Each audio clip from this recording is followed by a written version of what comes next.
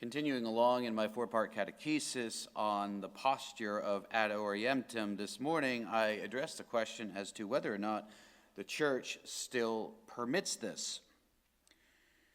Well, when the priest and the people face the same direction during Holy Mass, actually they are following precisely what the Roman Missal expects of us.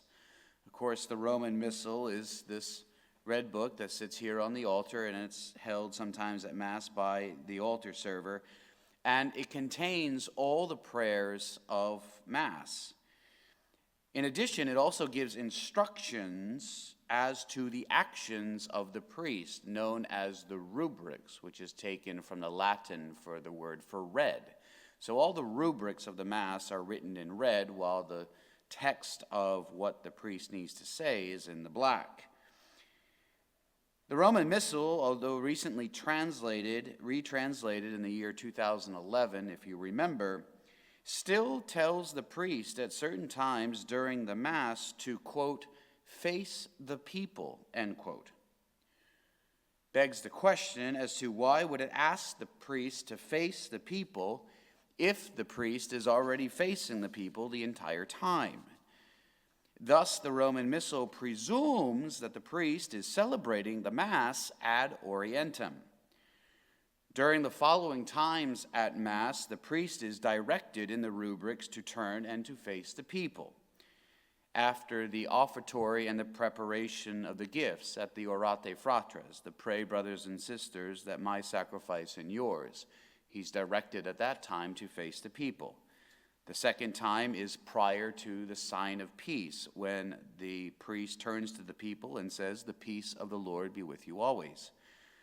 The third time is the showing of the sacred host prior to communion. The priest is instructed to turn and face the people and to say, "Behold the Lamb of God, behold him who takes away the sins of the world."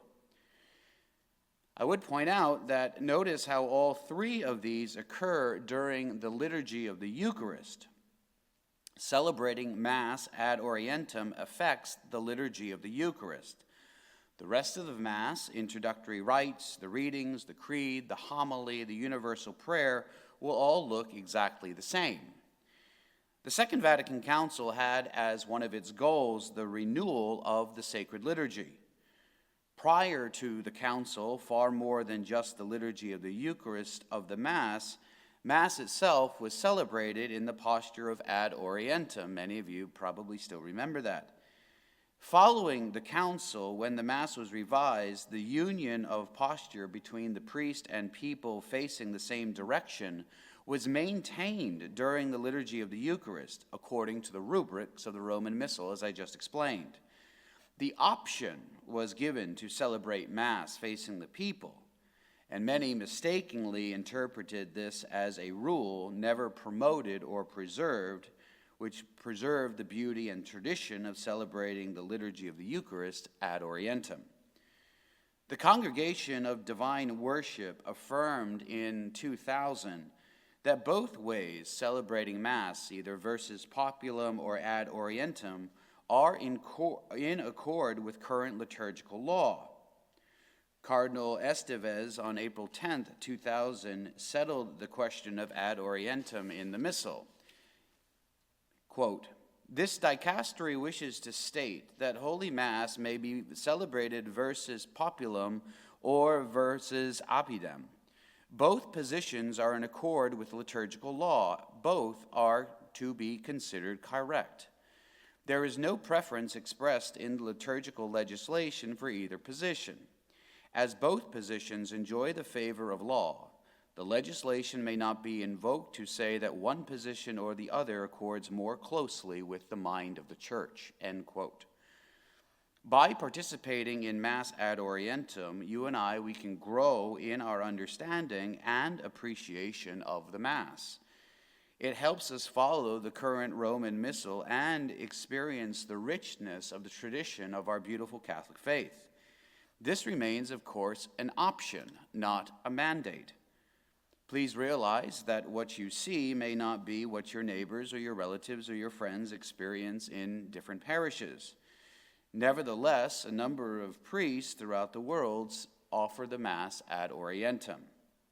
To offer and to close with a quote from Pope Emeritus Benedict XVI, "What earlier generations held as sacred remains sacred and great for us too.